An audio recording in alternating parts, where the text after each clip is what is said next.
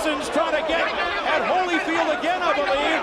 It is complete bedlam, and Tyson is just taking swipes at anybody in front of him. Number 1. Felix Verdejo. He was once the pride of Puerto Rico, a national treasure in gloves.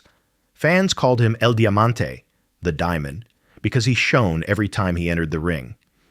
But behind the fame and the fast hands, something dark was growing. In 2021, that darkness came to light, and what followed became one of the most shocking criminal cases in the history of Puerto Rican sports. Felix Verdejo Sanchez was born on May 19, 1993, in San Juan, Puerto Rico. Raised in a working-class neighborhood, he was a quiet and focused kid who seemed destined to escape poverty through hard work. His natural speed and discipline caught attention early on, and by his late teens, he was already seen as a prodigy. In 2012, he represented Puerto Rico at the London Olympics, the same stage that had once launched other national boxing heroes. When he turned professional later that year, the public saw him as the island's next great hope. Promoters described him as charismatic, respectful, and ambitious. Reporters wrote about his humble beginnings and how he never forgot where he came from. He was a family man, a role model, and a proud Puerto Rican through and through. But like many athletes who rise too fast, fame began to change him. By 2018, Verdejo's once spotless image started to show cracks.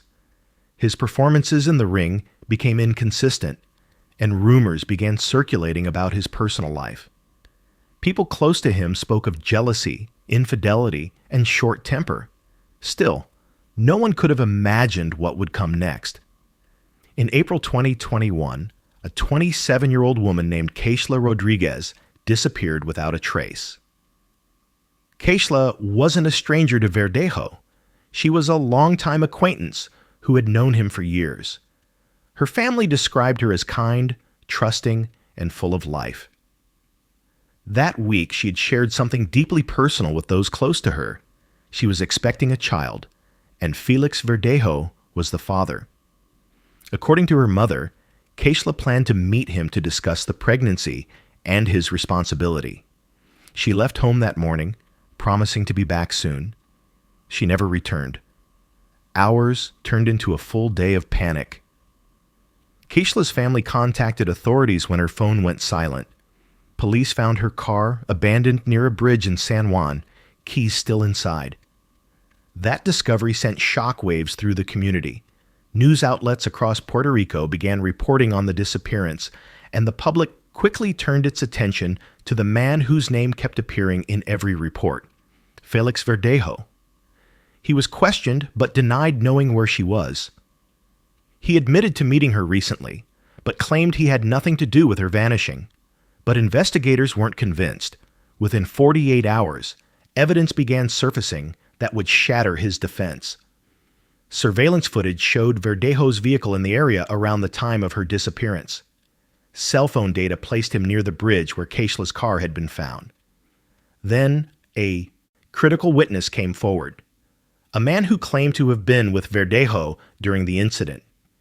His testimony described a calculated and premeditated act, that Verdejo had arranged to meet Keishla, attacked her inside his vehicle, restrained her, and later drove to the Teodoro Moscoso Bridge.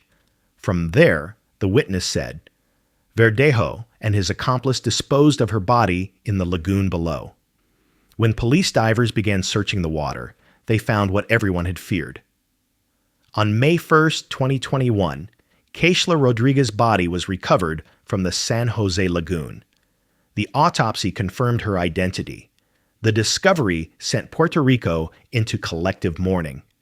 News stations aired her photos alongside Verdejo's, contrasting the smiling faces that once represented youth and success with the grim reality of violence and betrayal. As details emerged, the FBI took over the case, citing jurisdiction due to the kidnapping and transport across public areas. Verdejo turned himself into federal agents on May 2, 2021. The charges against him were severe: kidnapping resulting in death, causing the death of an unborn child, and intentionally killing a person during the commission of a violent crime. For a man once cheered by thousands, the silence of that courtroom must have felt deafening. Throughout the investigation, prosecutors presented a mountain of evidence: phone records, car data, surveillance footage, and eyewitness accounts. They argued that Verdejo's motive stemmed from his fear of public scandal and damage to his career. The defense, on the other hand, tried to discredit the key witness and suggested inconsistencies in the timeline. But with overwhelming evidence, the jury reached its decision. On July 28, 2023, Felix Verdejo was found guilty on 2 federal charges: kidnapping resulting in death and causing the death of an unborn child. The courtroom was silent as the verdict was read. Some family members wept. Others sat in quiet disbelief. Verdejo, dressed in a dark suit, showed little emotion.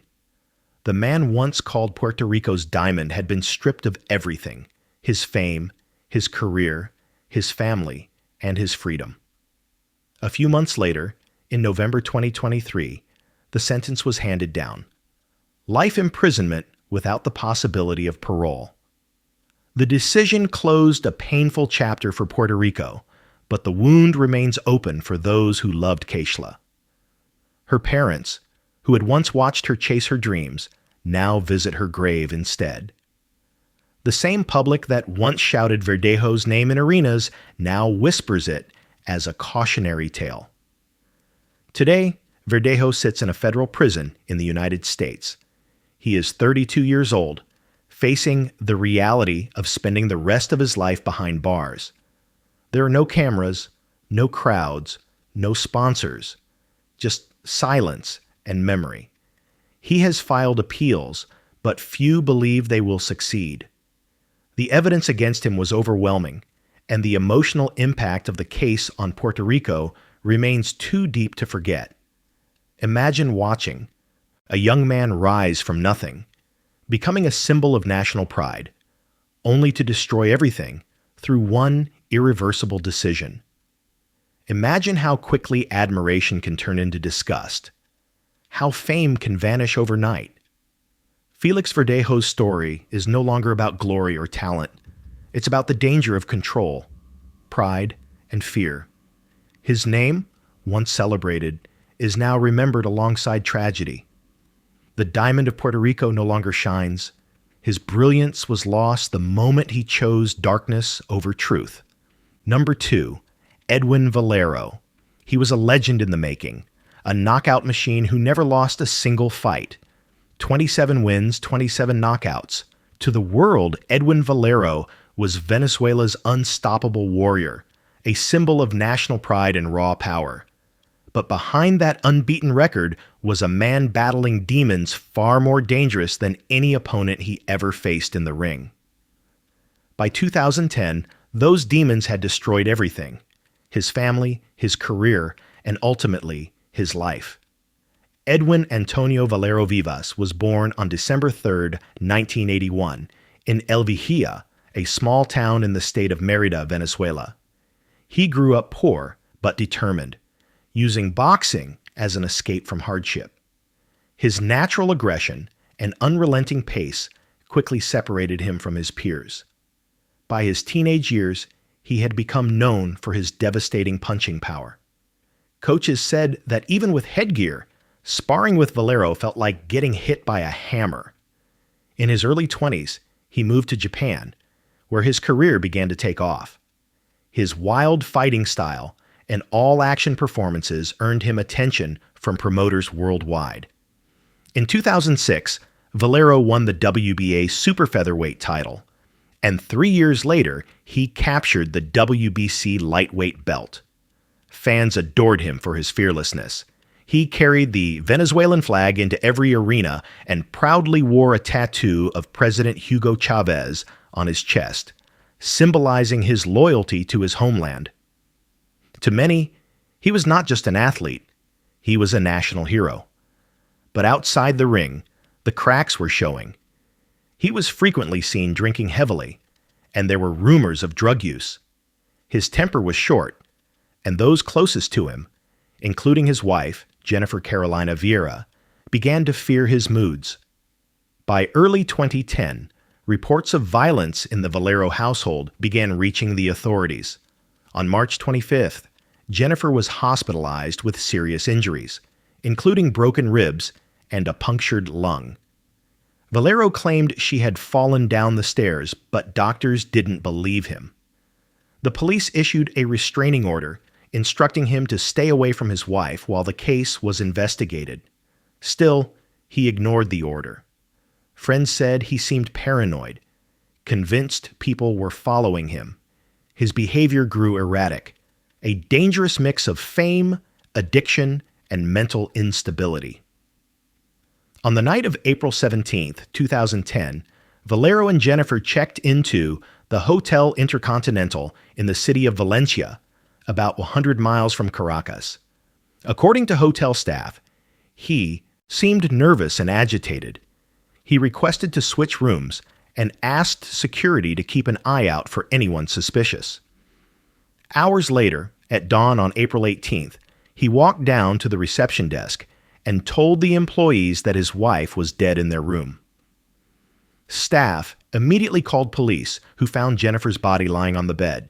She had been stabbed multiple times. Valero was arrested on the spot. According to police reports, he admitted to killing her, though the full details were never presented in court. News of his confession spread rapidly across Venezuela and the global boxing community. For a country that had worshipped him, the revelation was devastating. Sports commentators, fellow fighters, and fans were left in disbelief. How could a man who once represented courage and national pride commit such a horrific act? The Venezuelan government issued statements expressing shock, and journalists flooded the small city where he was being held, searching for answers. But the story didn't end there. Less than 24 hours after his arrest, Valero was found dead in his jail cell. The official report stated that he had used his own clothes to hang himself from a bar inside his holding cell at the police headquarters in Valencia. The time of death was recorded as 1:30 a.m. on April 19, 2010. Authorities ruled it a suicide. His cellmates and guards were questioned. And while there were minor inconsistencies in accounts of that night, no solid evidence was ever found to contradict the official version. Because of his death, Valero was never formally tried. There was no conviction, no sentencing, just unanswered questions and an unfinished story. Some fans still struggle to reconcile the two sides of his life: the champion who brought pride to Venezuela and the man who committed an unthinkable act. He left behind 2 children, who were placed under the care of relatives after the tragedy. Today, Edwin Valero's name carries a haunting duality. In the record books, he remains one of the few professional boxers in history to have won every bout by knockout. His fights are still studied for their intensity and speed. But mention his name in Venezuela, and the conversation quickly turns somber. His legacy is not only about athletic greatness, but also about the destructive power of addiction, mental instability, and violence. Imagine being a young fighter rising from poverty to global fame, only to have your own life spiral so far out of control that you become a headline for tragedy instead of triumph. Imagine fans still cheering your name while investigators piece together the final hours of your wife's life. Edwin Valero's story is one of talent consumed by torment. A reminder that even legends can be undone, not by a stronger opponent, but by the battles they carry within themselves. Number 3, James Butler Jr. He was once called the Harlem Hammer, a talented boxer with power in both hands and a promising future. But beneath the surface of his fame was a storm that would eventually destroy everything: his career, his friendships, and another man's life. James Butler Jr. didn't just fall from grace. He plunged into one of the darkest chapters in boxing history. a story that ended in blood and prison bars. James Butler Jr. was born on December 18, 1972, in Harlem, New York City. He grew up in a tough environment where fighting was both a form of survival and self-expression. Boxing became his escape, and he showed real potential from an early age. By his 20s, he had made a name for himself as an aggressive super middleweight with raw strength and charisma. In 2000, he fought on HBO against Richard Grant in an undercard bout that was meant to boost his profile. He lost the match by decision, but what happened after the final bell would forever define his legacy. As the referee raised Grant's hand, Butler walked across the ring as if to congratulate his opponent, but instead, he threw a sudden, violent punch that caught Grant completely off guard, breaking his jaw and cutting his mouth open. The crowd gasped. Cameras caught the moment live, and within hours, the clip was everywhere. Butler was arrested and charged with assault. The act earned him a lifetime ban from several boxing organizations and destroyed his reputation almost overnight. What could have been a simple loss in his career became a turning point that pushed him down a dark path. After serving time for the assault, Butler tried to rebuild his life, but he struggled to find fights, sponsors, or steady income. Promoters didn't want to risk booking a man known more for his temper than his technique. By 2004, he was living in Los Angeles, trying to make ends meet and training sporadically. One of the few people who still supported him was a friend named Sam Kellerman, a young sports writer, aspiring actor, and the younger brother of well-known commentator Max Kellerman. Sam believed Butler could change. He let him stay at his apartment for a while, hoping to help him get back on track. But the friendship took a tragic turn. In October 2004, Sam stopped answering calls. Friends grew concerned, and after several days, police were dispatched to his apartment in Hollywood. Inside, officers discovered Sam's body. He had been beaten to death. The weapon, investigators said, was a hammer. The apartment had been set on fire in what appeared to be an attempt to cover the crime. Detectives quickly identified James Butler as the prime suspect. He had been seen with Sam in the days leading up to the killing and had reportedly become increasingly unstable. Just days later, Butler walked into a police station and turned himself in. According to reports, he confessed to the killing, stating that an argument had escalated and he lost control. The case shocked the sports world, not only because of the brutality, but because it involved a man who had once been given a second chance. Prosecutors charged Butler with voluntary manslaughter and arson, arguing that he had intentionally attacked Sam and then set the apartment ablaze. The defense attempted to paint him as mentally ill and emotionally broken, a fighter who had fallen too far. But the evidence was clear. Butler had beaten his friend to death in cold blood. In 2006, James Butler was sentenced to 29 years in prison. At the sentencing, he expressed remorse, saying he wished he could take it back. But the damage was done. The Kellerman family had lost a beloved son and brother, and boxing had lost another chance to prove that redemption was possible. For the sport, it was another black mark. Another example of what can happen when unchecked violence spills outside the ring. Today, Butler remains incarcerated in California. His career, once filled with promise, is now a distant memory. Fans who watched him rise in the 1990s remember the knockout power, but they also remember the post-fight sucker punch that foreshadowed everything that came later. His name has become synonymous not with championship belts, but with a cautionary tale. How anger, untreated mental health issues, and isolation can turn talent into tragedy. Imagine a man who had every tool to succeed: strength, speed, charisma, throwing it all away in a single moment of rage. Imagine the betrayal of a friend who opened his home to help, only to meet his end at the hands of that same person. James Butler Jr.'s story isn't about a fallen athlete. It's about a man who could never control the fighter inside him. The rage that once won him fans became the very thing that destroyed his future. His downfall serves as a reminder that discipline isn't just needed in the ring. It's needed in life. Number 4. Anthony Ayinde. He was a rising boxer from London, known for his confidence and his dream of turning professional. To those who knew him, Anthony Ayinde looked like a man who was going places, young, talented, and full of ambition. But in 2021, everything changed. Behind the bravado and ambition was a violent temper that would explode in a way that left one woman dead, and a community asking how a promising athlete could become a convicted killer. Anthony Ayinde was born and raised in the United Kingdom, growing up in South London. Boxing gave him structure and purpose from a young age.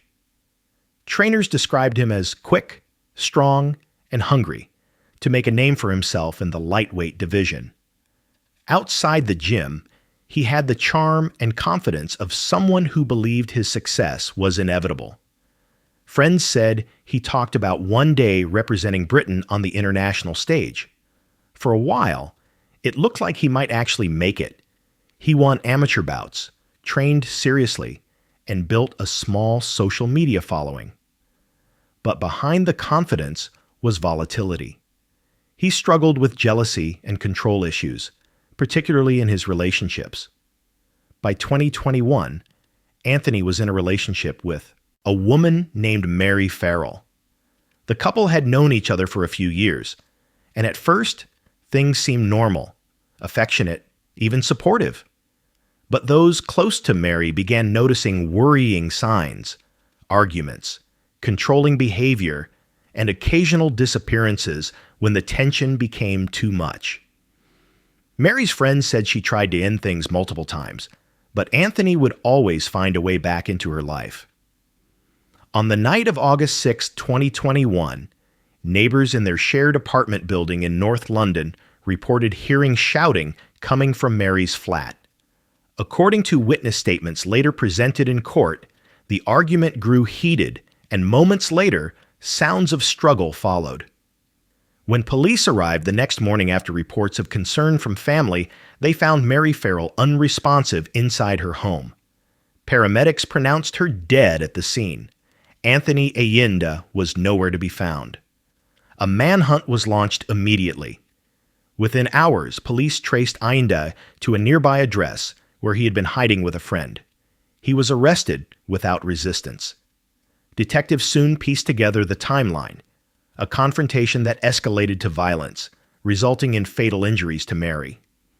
Evidence found in the apartment, including forensic samples and security footage from the building, tied Ayinde directly to the scene. During questioning, Ayinde initially denied responsibility, claiming he had left before anything happened. But investigators found inconsistencies in his story, including messages sent from his phone that contradicted his timeline. Forensic examination revealed traces of his DNA on several objects linked to the incident. As the evidence mounted, Ayinde changed his account several times, but the damage was already done. The trial took place at the Old Bailey in London, one of the UK's most well-known criminal courts. Prosecutors described the killing as a violent outburst fueled by jealousy and control. They presented evidence of previous police call-outs to the couple's home and testimony from friends who said Mary had expressed fear about leaving him. The defense attempted to argue that the death had not been intentional, suggesting that it was the result of a confrontation that went too far. But the jury didn't accept that argument. The court heard from forensic experts who confirmed the extent of the injuries and from investigators who outlined Ayinde's attempts to evade capture after the crime. In December 2021, after days of deliberation, the jury found Anthony Ayinde guilty of killing Mary Farrell. The judge described his actions as brutal and inexcusable, sentencing him to life imprisonment with a minimum term of 20 years before eligibility for parole. For Mary's family, it was justice, but not closure. Her sister told reporters outside the court that no sentence could bring her back, but at least the truth was clear. Ayinde showed little emotion when the verdict was read. The once promising boxer who had dreamed of fame now faced a future behind bars. For those who had known him in the boxing community, it was almost impossible to comprehend. A man who had spent years mastering control and discipline in the ring had lost all control where it mattered most, outside of it. Today, Anthony Ayinde remains in prison in the United Kingdom. His name is occasionally mentioned in boxing forums and local news as an example of potential gone tragically wrong. His career, which once seemed full of promise, ended before it ever truly began. He never became a professional champion. Instead, his story became a warning. Imagine a young man with everything to fight for: speed, skill, and a chance at greatness, throwing it all away in one night of rage. Imagine the silence that follows when the applause turns into sirens. Anthony Ayinde's story reminds us that strength without control is a dangerous thing. In the ring, discipline makes champions. Outside of it, the lack of it can destroy lives. Number 5, Mike Tyson. Mike, first of all, let's go in chronological order. The headbutt in the second round, which opened the gash on your eye. Tell us about that first, please. He butted me in the first round, but then he butted me again in the second round. Then as soon as he butted me, I watched him. He had me holding, and he looked right at me, and I saw him, and he was going for it, and he kept going for mine, and he butted me again. He kept going down and coming up, and he charged into me. And no one warned him. No one took any points for him. What am I to do? This is my career. I can't continue getting butted like that. I got children to raise, and this guy keeps butting me, trying to cut me and get me stopped on cut. I got to retaliate. He was once the most feared man in sports, a human hurricane with unmatched power and ferocity. At just 20 years old, Mike Tyson became the youngest heavyweight champion in history. To millions, he was Iron Mike, the embodiment of strength and dominance. But behind the fame and fortune was a man spiraling out of control. His rise was meteoric, and his fall, one of the most shocking in athletic history. Mike Tyson was born on June 30th, 1966, in Brooklyn, New York. His childhood was marked by poverty, crime, and instability. Raised in the rough neighborhood of Brownsville, he was involved in street fights before he was even a teenager. By the time he turned 13, he had been arrested multiple times. It was at a juvenile detention center that he met a counselor who introduced him to boxing. Recognizing his natural talent, he was referred to the legendary trainer Cus D'Amato. Under D'Amato's guidance, Tyson's life began to change. He learned discipline, focus, and the art of controlled aggression. When he turned professional in 1985, Tyson became an unstoppable force. He won fight after fight, often finishing opponents in the first round. His combination of speed and power was unlike anything the heavyweight division had ever seen. 2 years later, in 1987, he became the undisputed heavyweight champion of the world. At that moment, it seemed nothing could stop him. He was wealthy, adored, and at the top of the world. But as D'Amato passed away before seeing his students' greatest success, the guidance that had grounded Tyson disappeared. Fame, money, and attention came too fast. Without structure, Tyson began losing control. By the early 1990s, his personal life was in chaos. His marriage to actress Robin Givens ended in a very public divorce. He surrounded himself with people who enabled his worst impulses. The media, once fascinated by his raw power, now focused on his erratic behavior, outbursts, and legal troubles. Then came the event that would change his life forever. In July 1991, Tyson was accused of assaulting an 18-year-old beauty pageant contestant named Desiree Washington in Indianapolis. She reported the incident to police immediately, leading to one of the most publicized trials of the decade. Tyson maintained his innocence, claiming the encounter had been consensual. The prosecution argued that his fame and power had made him feel untouchable. The trial, held in early 1992, lasted several weeks and was followed closely by international media. Dozens of journalists filled the courtroom each day as both sides presented their evidence. Tyson's legal team attempted to portray him as misunderstood, while the prosecution relied on Washington's testimony and corroborating evidence. On February 10, 1992, the jury found Mike Tyson guilty on 3 counts related to the assault.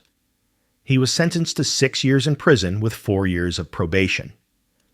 The judge stated that the sentence was meant to reflect both the seriousness of the crime and the need for accountability, regardless of celebrity status. Tyson began serving his sentence at the Indiana Youth Center, later renamed the Plainfield Correctional Facility. During his incarceration, he studied religion and reportedly converted to Islam, adopting the name Malik Abdulaziz. After serving just under 3 years, Tyson was released on parole in 1995. He attempted a comeback in the ring, and though he regained 2 titles, he was never the same fighter. Controversies continued to follow him, most famously in 1997, when he bit Evander Holyfield's ear during a championship bout, resulting in his disqualification and suspension. Over the next decade, his life became a cycle of brief comebacks, financial struggles, and personal setbacks. By 2003, he filed for bankruptcy despite having earned hundreds of millions of dollars throughout his career. In later years, Tyson began to reflect publicly on his mistakes. He admitted to struggling with anger, substance abuse, and mental health. He spoke candidly about the destructive nature of fame and how it distorted his judgment. He also expressed remorse for the pain he caused and the chaos his life created. Over time, his public image softened. He appeared in documentaries, movies, and interviews, presenting himself as a man trying to rebuild after decades of self-destruction. Today, Tyson lives a quieter life focused on family, business ventures, and advocacy. He runs a successful cannabis company, hosts a podcast, and occasionally appears at sporting events. Yet his story remains one of the most complex in sports history. A man of immense talent and equally immense flaws. Imagine standing at the center of an arena, 20,000 fans chanting your name, knowing that no one can defeat you, except yourself. Imagine losing everything because the fame that once lifted you became the weight that pulled you down. Mike Tyson's life is a study in extremes, genius and violence, brilliance and chaos, power and downfall. His story is a reminder that even the strongest among us can break, and that true strength is not found in dominance, but in restraint. Number 6, Adrien Broner. He called himself The Problem, a nickname that would prove more accurate than anyone imagined. Adrien Broner was supposed to be the next Floyd Mayweather, the brash, fast-talking prodigy who could dominate boxing for a generation. He had the skills, the charisma, and the belts. But as the spotlight grew brighter, his life outside the ring began to spiral into chaos. Over the next decade, Adrien Broner's story would become a troubling example of talent wasted. A fighter who seemed determined to self-destruct, one arrest and one scandal at a time. Adrien Jerome Broner was born on July 28, 1989, in Cincinnati, Ohio. He grew up in one of the city's toughest neighborhoods, where street violence was part of daily life. Boxing became his escape, and he started training at the age of 6. Coaches quickly noticed his speed and natural reflexes, but they also noticed his attitude, confident, cocky, and fearless. That attitude, both a gift and a curse, became his signature. Broner turned professional in 2008 and wasted no time making a name for himself. Between 2011 and 2013, he captured titles in 4 different weight divisions, earning comparisons to Mayweather himself. With his flashy personality, custom jewelry, and outrageous interviews, he became one of the sport's most talked about figures. But even at the height of his career, warning signs were there. Broner's bravado often turned into arrogance. He taunted opponents, insulted reporters, and courted controversy with social media posts. Outside the ring, he seemed drawn to trouble. In 2014, he was briefly suspended by the World Boxing Council for making derogatory remarks during a post-fight interview. Then came more serious issues.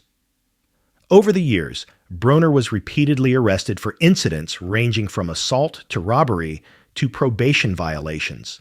His behavior began overshadowing his talent, and promoters grew hesitant to work with him. In 2016, his life took a darker turn. Reports surfaced of a violent altercation in his hometown. He was accused of attacking and robbing a man outside a bowling alley in Cincinnati after a dispute over money. Prosecutors charged him with multiple felonies, and for a time, his career hung in the balance. Though the charges were later reduced, the incident added to a growing list of legal troubles. He was arrested again later that year for failing to appear in court. Each time he seemed to recover professionally, another controversy would drag him back down. By 2018, the man who had once been seen as boxing's next superstar was fighting more headlines than opponents. He clashed with fans, got into public altercations, and was repeatedly sued for unpaid debts. The most serious case came in 2020, when he was convicted in Cleveland for a violent attack at a nightclub. Surveillance footage, witness statements, and forensic evidence confirmed his involvement. A judge sentenced him to probation, warning that any further violation could send him to prison. Yet only months later, Broner was back in court, this time for violating the terms of that probation. In 2021, he was jailed briefly for contempt of court after failing to pay a court-ordered judgment. When questioned by the judge about his finances, he claimed to be broke despite still posting videos online flashing stacks of money. The incident went viral and further damaged his public image. Over time, even his fans began to turn away. The flamboyant confidence that once seemed entertaining now looked like denial. Inside the ring, his performances declined. He fought less often, and when he did, he looked like a shadow of the fighter who had once dazzled audiences. Critics noted that he seemed distracted, disinterested, and out of shape. He blamed promoters, judges, and the media, everyone but himself. Each comeback announcement was met with skepticism, and each return ended the same way: disappointment and controversy. By 2023, Broner's boxing career had all but collapsed. Despite occasional appearances and training announcements, he could no longer escape his reputation. Once a four-division champion, he had become known primarily for his arrests, suspensions, and erratic behavior. Former trainers and fellow boxers described him as someone trapped by his own image, a man addicted to attention and incapable of staying out of his own way. Today, Adrien Broner still claims he will fight again, but most observers doubt he'll ever return to his former glory. His story is one of wasted potential, a gifted athlete who mistook fame for invincibility. He had the world's attention, the money, and the respect of his peers, and he threw it all away chasing chaos. Imagine being told you could be the next legend, standing at the edge of greatness with everything within reach, and then watching it all crumble because you couldn't step out of your own shadow. Adrien Broner's downfall isn't just about boxing. It's about pride, ego, and the inability to change. His name, once shouted in victory, is now remembered as a warning. For all his skill and bravado, the problem turned out to be himself. Number 7, Vivian Harris. He was once a world champion, a fighter known for his grit, his composure, and his power in the ring. Vivian Harris rose from humble beginnings to become one of boxing's top light welterweights, earning international respect and representing Guyana with pride. But as the years passed, his life outside the ring began to crumble, and by 2020, the man who once held a world title found himself behind bars. His name no longer linked to triumph, but to disgrace. Vivian Harris was born on June 17, 1978, in Georgetown, Guyana. Like many boxers from the Caribbean, his story began with hardship. Growing up in poverty, he found hope in boxing gyms, where the discipline and structure offered an escape from the dangers of the streets. Coaches quickly recognized his sharp technique and determination. By his early 20s, he had moved to the United States to pursue a professional career. Settling in Brooklyn, New York, Harris began his rise through the ranks with the aggressive, come-forward style that became his trademark. In 2002, Harris achieved what every fighter dreams of. He captured the WBA light welterweight championship. For the next several years, he defended his title against tough competition, gaining a reputation as a durable and fearless competitor. Fans admired his honesty and humility, a working-class fighter who earned everything through sweat and effort. But as his career advanced, the pressures of fame, age, and finances began to wear him down. By the late 2000s, his dominance had faded. He lost several high-profile fights, including bouts against top contenders like Ricky Hatton and Junior Witter. The defeats were brutal, both physically and emotionally. The losses mounted, and so did his frustrations. Like many aging athletes, Harris struggled to adjust to life outside the spotlight. The steady stream of attention and money that once defined his world slowly disappeared. In the years that followed, Harris's public appearances grew rare, and rumors began circulating about erratic behavior and financial difficulties. Then, in 2020, his name returned to headlines, but not for anything that happened inside a boxing ring. Harris was arrested in New Jersey after serious allegations emerged involving a teenage girl. The charges were grave, and law enforcement confirmed that an investigation had uncovered sufficient evidence to proceed with prosecution. The details of the case, though handled carefully to protect the victim's identity, revealed a side of the former champion no one had ever imagined. The arrest shocked the boxing community. Journalists who had once covered Harris's fights began writing about the tragic fall of a champion. Court documents later confirmed that Harris faced charges connected to the sexual exploitation of a minor. He was denied bail pending trial due to the nature of the offense. Harris, through his attorney, maintained his innocence, claiming the accusations were exaggerated and that there had been misunderstandings. However, prosecutors presented digital evidence and communications that contradicted his defense. The case unfolded through 2020 and 2021, with hearings delayed by the pandemic. Witnesses testified, and forensic reports were introduced. The once celebrated fighter, who had faced world champions under the brightest lights, now sat silently in a courtroom, his head down, as prosecutors detailed the accusations against him.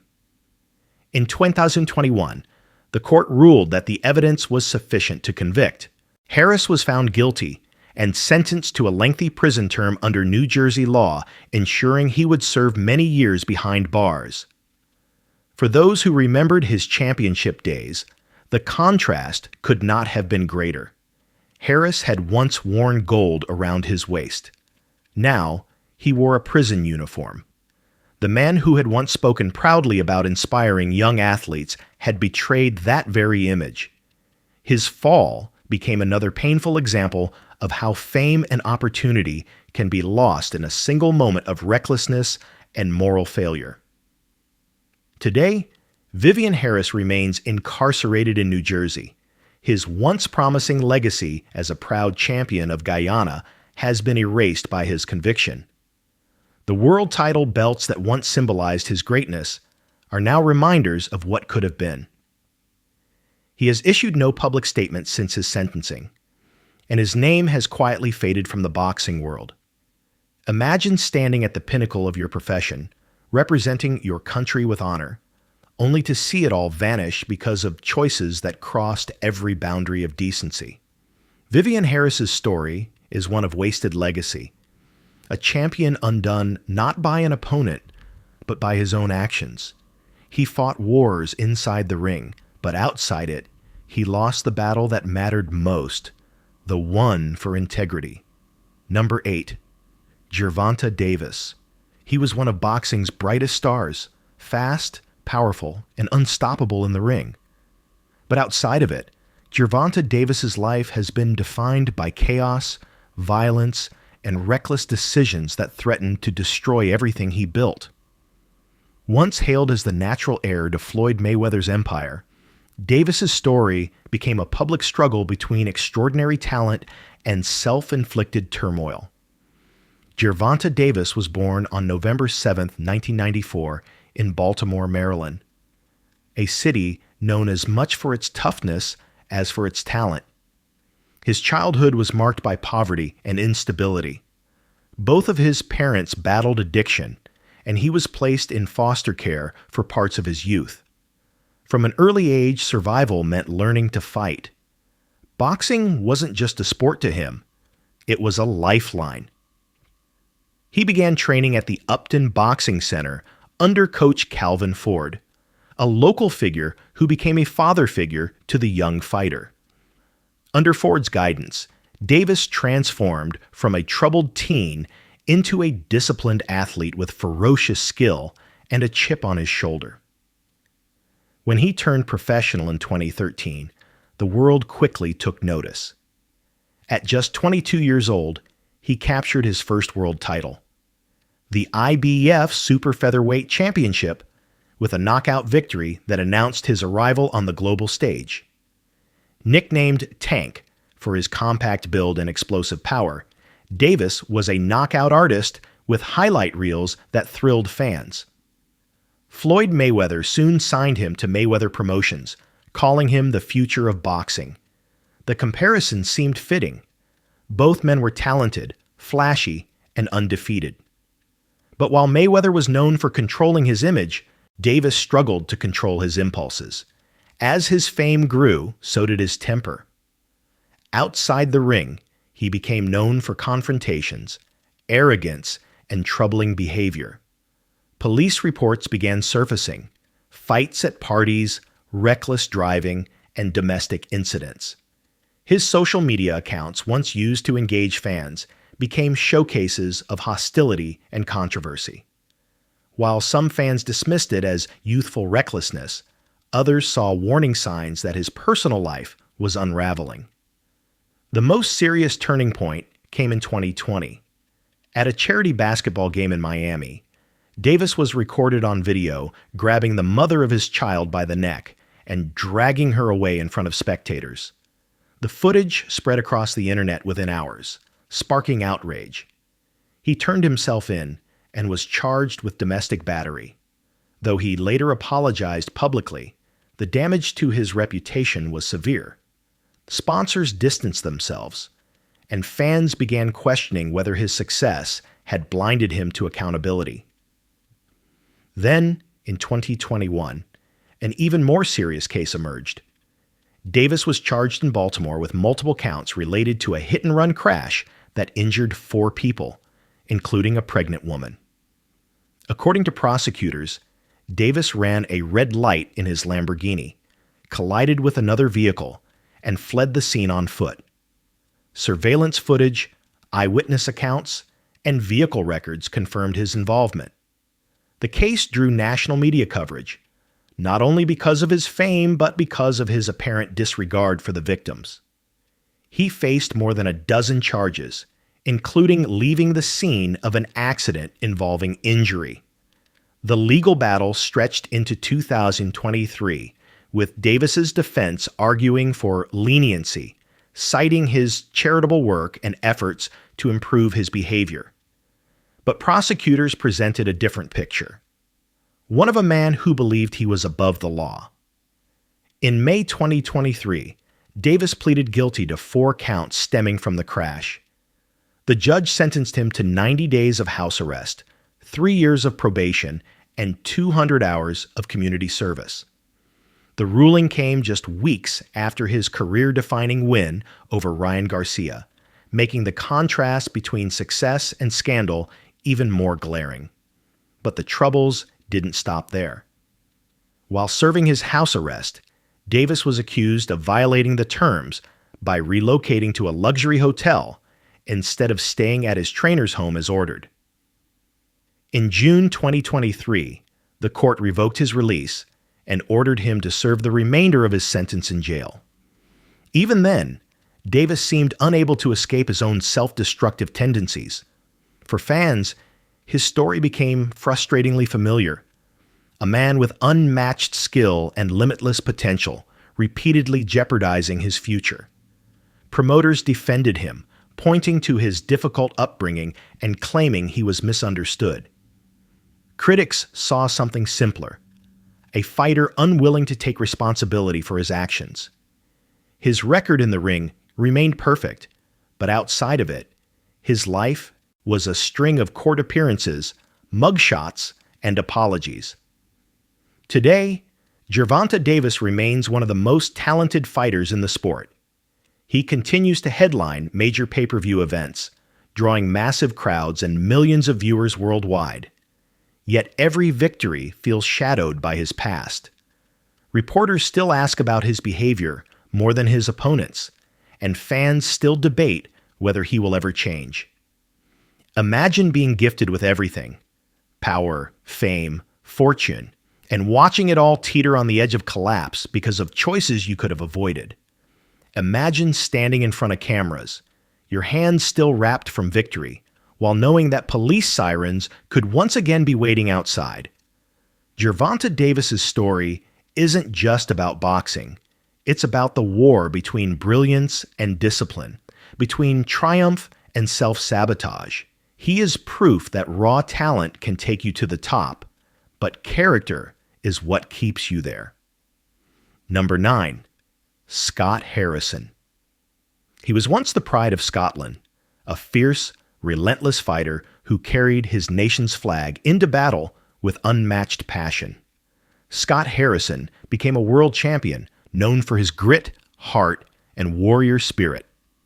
But outside the ring, his battles were not against opponents, but against himself.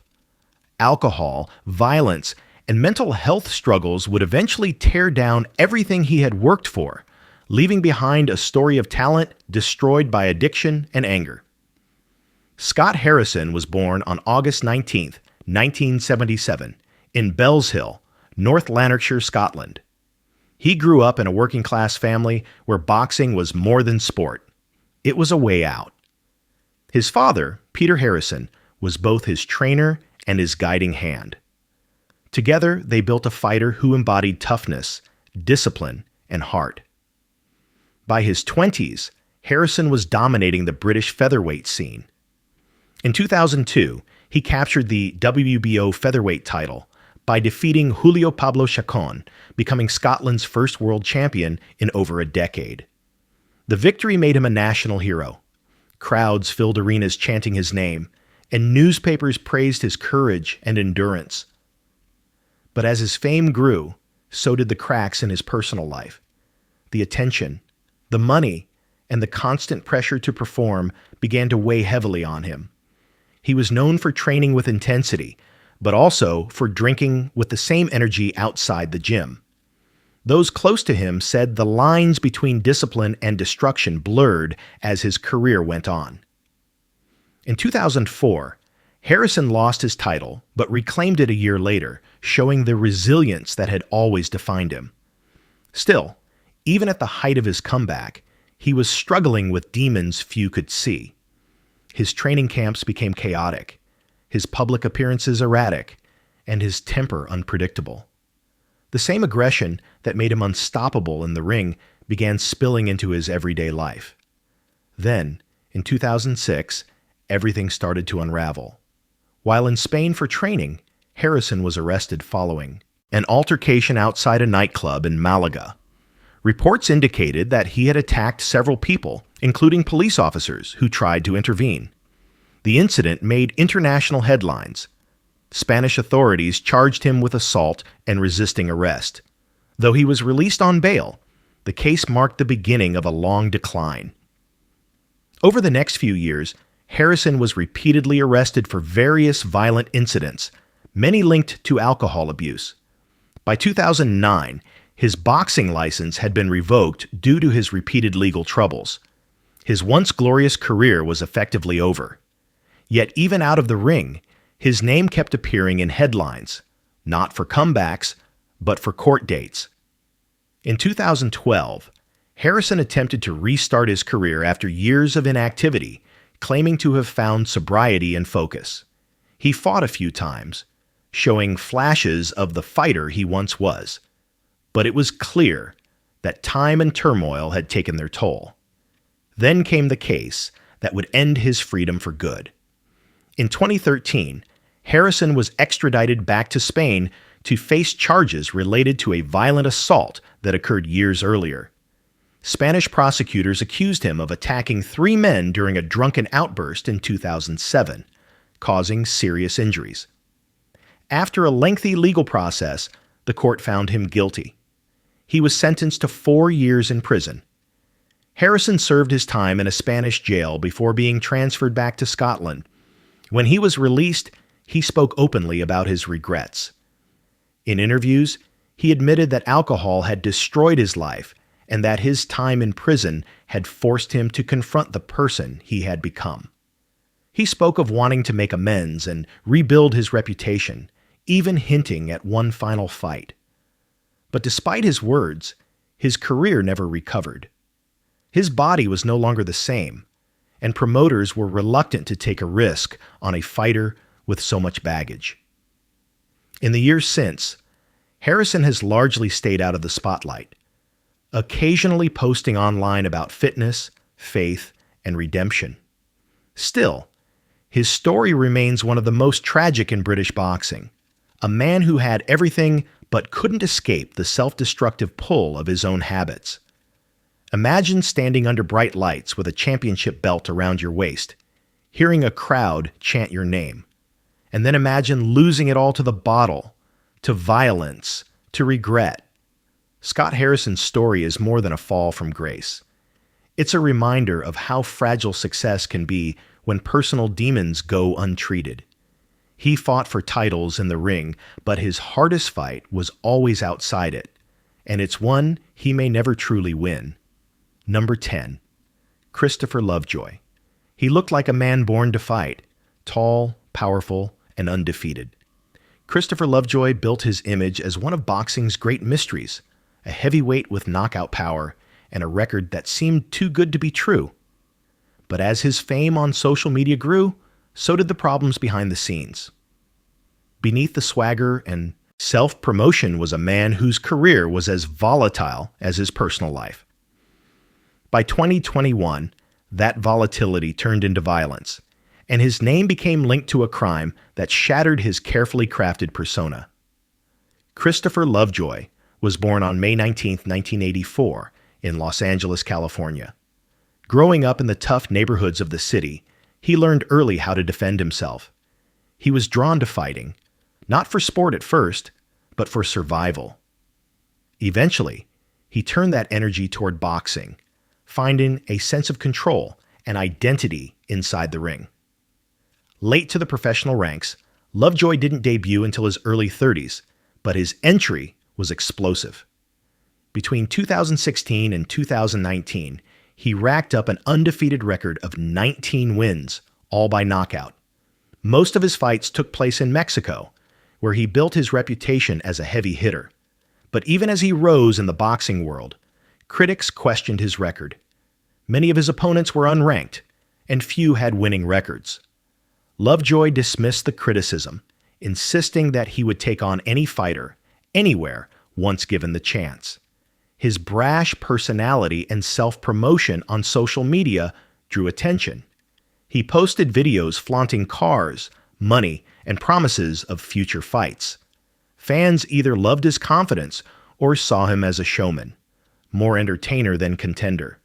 Regardless, he built a following, and in 2020, he got his biggest opportunity yet. That year, he signed with promoter Don King, a deal that should have catapulted him to bigger fights. But disputes quickly followed. Lovejoy accused King's camp of holding him back, while the promoter claimed Lovejoy had violated his contract. The relationship collapsed, leaving his career in limbo. The frustration was visible online: angry posts, rants, and emotional outbursts. What had once been entertainment for fans began to look like a man unraveling under pressure. Then, in 2021, Lovejoy's public image took a darker turn. According to the police reports from Las Vegas, he was arrested and charged with domestic battery and false imprisonment after a violent incident involving a woman. Authorities said that during an argument, Lovejoy had become aggressive, preventing the woman from leaving and physically assaulting her. Neighbors reported hearing shouting before police arrived at the residence. When officers entered, they found the victim visibly shaken and Lovejoy still inside. He was taken into custody without further resistance. The arrest shocked both his supporters and his critics. For years, Lovejoy had presented himself as a confident, even comedic figure online. But now his personal life was exposed in the worst way. Local media outlets confirmed the charges, and court records detailed the allegations. He was booked into the Clark County Detention Center and later released on bail pending trial. The Las Vegas Metropolitan Police Department confirmed that there was sufficient evidence to proceed with prosecution. As the case moved forward, Lovejoy maintained his innocence publicly, claiming the incident had been exaggerated, but his reputation took a severe hit. Promoters distanced themselves, and his fight opportunities dried up. His social media, once filled with humor and bravado, became defensive and erratic. The confidence that once made him popular was now seen as denial. By late 2021, Lovejoy's boxing career had effectively stalled. The fight world moved on, and the headlines that once celebrated his knockouts were now focused on his arrest.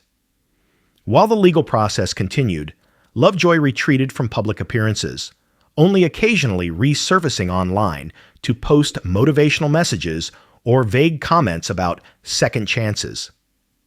The case ultimately concluded with a guilty plea to reduced charges, resulting in probation and mandatory counseling, a decision that reflected both accountability and an acknowledgement of personal failure. For those who had followed his rise, the contrast was stark. Christopher Lovejoy had gone from an undefeated heavyweight to another cautionary tale in a sport filled with them.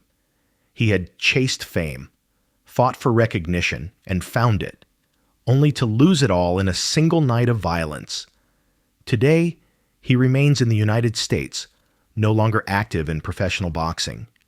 His once perfect record stands frozen in time, overshadowed by what came after.